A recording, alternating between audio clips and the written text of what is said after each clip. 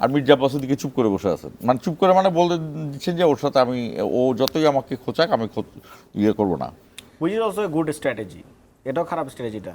মানে সে তো দেখাচ্ছে যে সে একজন পেশেন্ট একজন লোক, ঠিক আছে, কিন্তু যখনই আপনি হামলা করতেছেন বা যখনই আপনার লোকজন যারা আপনার নাম বলে যে মির্জা আব্বাস সাহেব তো এখানে টাকা টোকা দেন, আমাদের যে সেবা শুশ্রূষা করেন, কিন্তু নাসিরউদ্দিন পাটোয়ারিকে তো আমরা চিনি না, হ্যাঁ, এই ধরনের কথাবার্তা বলে যখন আক্রমণ হামলা হয় তখন এটা আবার ভিন্ন দিকের রূপ নেয় আর কি। এখন আপনি যেটা বলছেন, ধরেন আসলে আপনি শুরু করেছিলেন এই কথাটা দিয়ে যে নির্বাচন মানেই উত্তাপ, হ্যাঁ, এবং সেই উত্তাপটা এখন আস্তে আস্তে শীতের উত্তাপ কমছে, নির্বাচনী উত্তাপ বাড়ছে। উত্তাপ বাড়াটা সমস্যাজনক না, নির্বাচনের লড়াই হবে কথার লড়াই।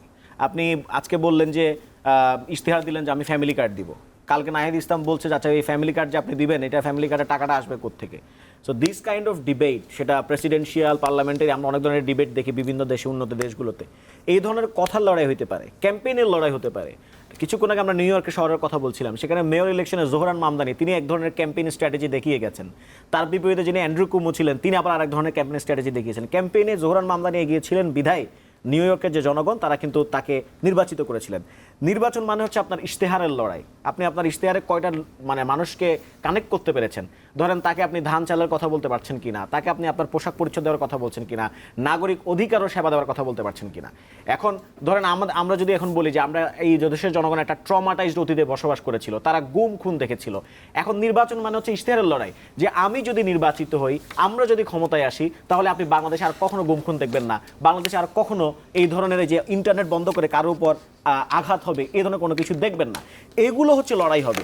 এগুলো করলেন আপনার নির্বাচনে যে প্রতিদ্বন্দ্বিতাপূর্ণ আপনি যেটা বলছেন সেটা সুস্থ ইলেকশন, সুস্থ রাজনীতির পথে আমরা যেতে পারবো।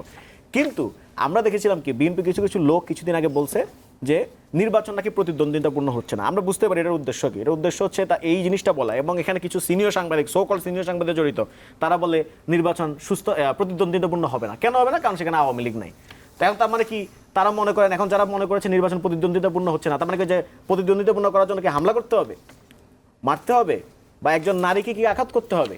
নির্বাচন প্রতিদ্বন্দ্বিতাপূর্ণ মানে হচ্ছে বাংলাদেশের নতুন জনগণ, বাংলাদেশের জনগণ কিভাবে নতুন রাজনীতিটা বিনির্মাণ করতে চায়।